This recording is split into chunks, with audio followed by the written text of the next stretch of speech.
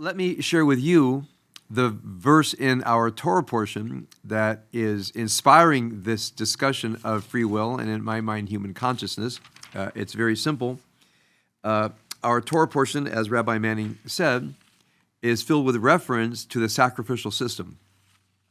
And then it says in our Torah portion, I'm looking at the book of Leviticus, chapter 6, verse 5. Chapter 6, verse 5, it says, V'ha'esh al ha'mizbeach tukad bo lo tichbeh. The fire that is lit on the altar should not go out, lo tichbeh. And then it says a little bit later in chapter 5, verse 6. Chapter 6, verse 6. Esh tamid tukad al hamizbeach lo tichbeh. An eternal fire. So the Hasidic masters oftentimes take one word or one phrase in the Torah portion, and if you can imagine the Torah portion as a linear landscape, and they see a word or phrase as an opening into a cavern. You may remember the Baal Shem Tov's favorite, one of his most favorite teachings from his the section of his teachings called Amud HaTfilah, the Pillar of Prayer, where he sees every word of the prayer book and every word of Torah as an opening into great depths where we find angels, worlds, and souls. So our challenge when we read from the prayer book or we read from the Torah is to find which word is an opening into an inner world of worlds and angels and souls that match the worlds and angels and souls embedded in us. Another way of saying it is the worlds and angels and souls embedded in us oftentimes are not evoked until we find something in Scripture that has its own inner life. So it's as if the inner life of a word and our inner life are brought out and they meet each other. So keep in mind this idea of Aish. I'll get back to it in just a moment. I want to also talk about the animal sacrifices. I want you to try to imagine, just for a moment, that all this teaching about animal sacrifices that is so repelling to many people is just a distraction. Now, here's what I mean by a distraction. If it says, if I've done something wrong, if I've committed a sin, if I've done something for which I feel tremendous guilt, I'll say using the existing culture of the time, one makes an animal sacrifice. And people say, oh my God, an animal sacrifice. Instead of saying, what do you feel so guilty about? So try to imagine, instead of saying, I don't understand animal sacrifice, if you said, I don't understand why people don't do what they know they should do, or do things they know they shouldn't do. That's a much more interesting question for me than the distraction of trying to figure out animal sacrifices. In fact, I recommend don't even think about it. Ask what the real issue is, because the sacrifices are guilt offerings and sin offerings. And if by sin we mean you've just gone astray from who you are as a human being, that's a much more interesting question. And this takes into a deeper question of the human will. And you might say our divided will. There's some part of us that knows what we ought to be doing with our lives, what we ought to be doing with our thoughts, our feelings, our emotions, how we use ideas, the kinds of things we want to study and spend our time doing. And then sometimes we find ourselves, oftentimes under stress, saying things and doing things that we know we shouldn't do. That's a mystery. Because there's something you might call the conscious will aligned with your vision of yourself, with which we identify, by the way. When people say to me, but I'm basically a good person. I said, okay, I believe you are basically a good person. So what happened then? I just read in the newspaper today about the sentencing of Sam Bankman-Friedman, and his parents claiming, yeah, but he was a good boy. Yeah, he was a good boy who stole a lot of money from people and didn't live up to his fiduciary obligation not to take the money of his clients and put in something for himself for whatever reason.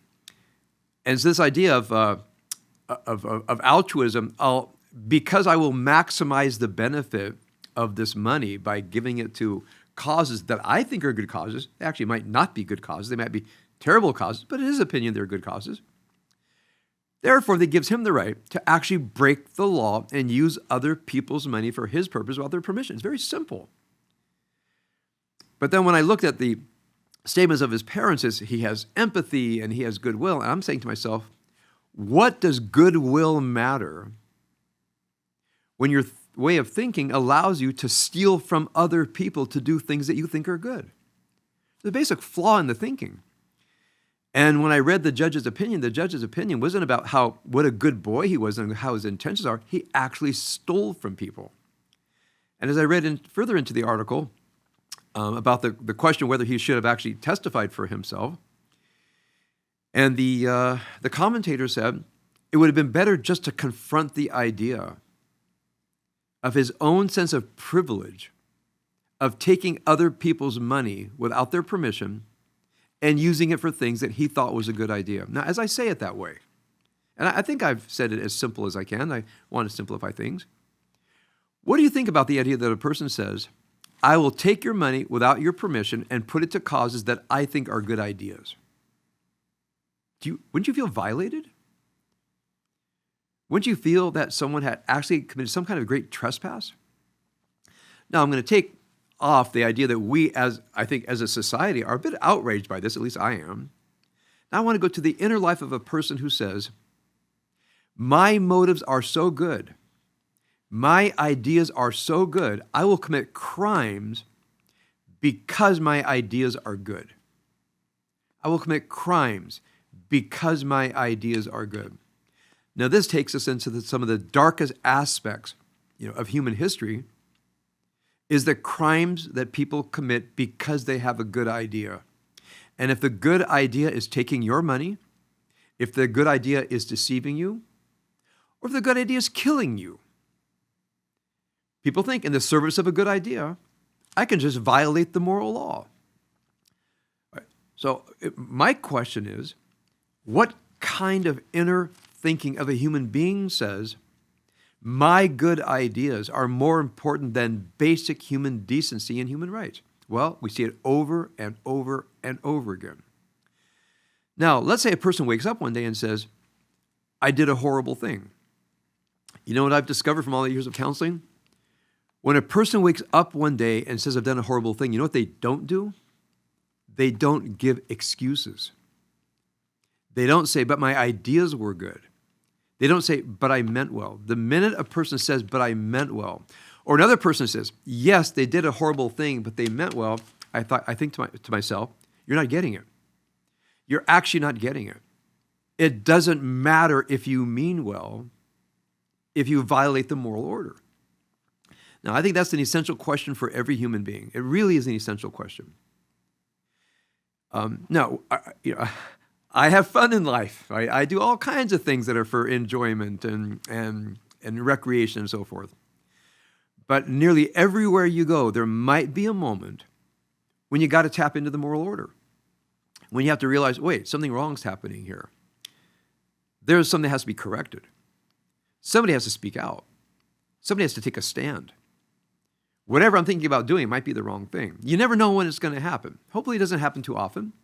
But you could be anywhere at any time, and suddenly something is morally at stake. And this mostly happens in relationships, in families, and certainly in any businesses where you're the custodian of other people's money. That's for sure. But let's say in the day-to-day lives of everybody here, there are moments when your thoughts, feelings, and emotions and drives and impulses are so strong, you forget there's a moral order. And that takes us to, in my mind, to the first line of our Torah portion, the idea of God commanding. Now, I'm not asking you to believe in God. I'm just asking you to think what the idea of a commandment implies. Commandment implies that God is not all-powerful. Commandment implies I'm urging you, I'm requiring you, I want you to do this, but I can't make you do it. There's a wonderful phrase that I like. I heard this in the military. That say, when you're given an order, say, we can't make you follow the order, but we can make the consequence of not following the order so dramatic that you'll want to follow the order. So You might actually know what the right thing is, and you say to yourself, I have a better idea. I don't have to live by this moral order. So one requirement that we have as human beings, in my mind, wherever you are, in your relationship, in your dyad, with a person with whom you have a lifelong covenantal relationship, or absent that, other people in your life where you have ongoing relationships, or anywhere you go, there's a moral order intact.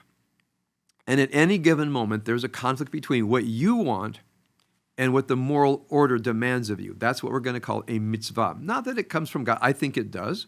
I think the moral order, at some deepest level, is a result of the divine will. You don't have to believe that. But I know the moral order is not the same thing as what I want. That I know. What I want might be a trespass against the moral order, and there's only one right answer when it's between what I want and what the moral order is. So that is one of the basic dichotomies of human existence, is something in you that desires what it wants and what the moral order is. I want to take that one step further and say there's a spiritual order as well, meaning we have habits of the inner life, sometimes habits that plague us, plague other people. There's a proper way to conduct your inner life. There's a proper way to conduct ourselves with other people. There are proper rules of comportment. And whatever comes up, whatever feelings and thoughts and emotions you have, they might not comply with the moral order. And when you live your life in compliance with what I'll call the moral and spiritual order, life goes better. Now, it doesn't mean that God will provide for you. It doesn't mean that your life will produce material good, but you'll be whole with yourself.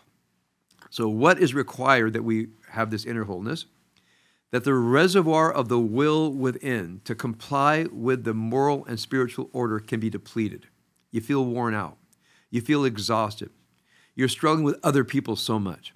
You're struggling with yourself so much. You have difficult inner life habits. You're prone to anxiety or depression or anger, whatever it is, and we just find ourselves wearing out. That's what when the Hasidim talk about the light not going out, they talk about this oil within us, that if we don't care for the essence within us, the shemen within us, that we just get depleted, and then we can't resist our own bad habits, our inner life bad habits, or with other people.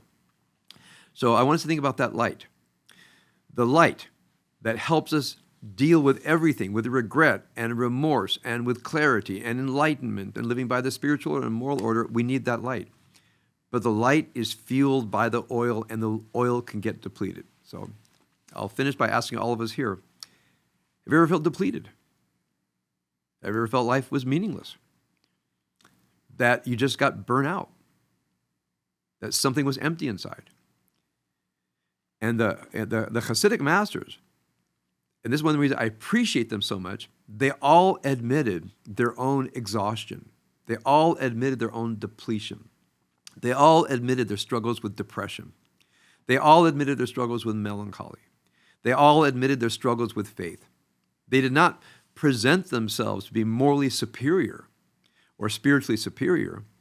I think they presented themselves as people who are authentically doing the work and willing to report out what the work is like. So what I want to offer for you tonight is to honestly look at yourself. Look at your inner life. Look at your consciousness. Look at that which motivates you. Look at the spiritual resource within and ask yourself, how do I replenish the oil? How do I replenish the light that happens in me? How do I make that light strong? How do I be so enlightened that my struggles with the moral spiritual order are where the struggles are not depleting me, but rather I feel that I'm able to manage my life in such a way where although we all have struggles with the moral and spiritual order, that the struggles are that we are the ones who are managing our life, that our free will, and what I mean by this is the free will to live according to the moral and spiritual order against the forces within us that don't want us to live according to that order. The only thing that I can recommend, truly, is to be a student of this literature. Whatever literature there is, when you want to figure yourself out, there's probably some book, some source. I have my favorite. I'll be teaching more classes about that right after Passover. But find something that speaks to you about your transformation as a human being, whatever idiom you like, whatever author you like, make sure you read something every day. It wouldn't be a bad idea to start with the Bible, with Psalms and Proverbs, but if that doesn't speak to you, find something. Because if you are not busy with a teaching, the chaotic teachings of the inner life will take over. But if you commit yourself to a teaching, if we enlist the mind in the service of our search, I think we will find much greater success in this work.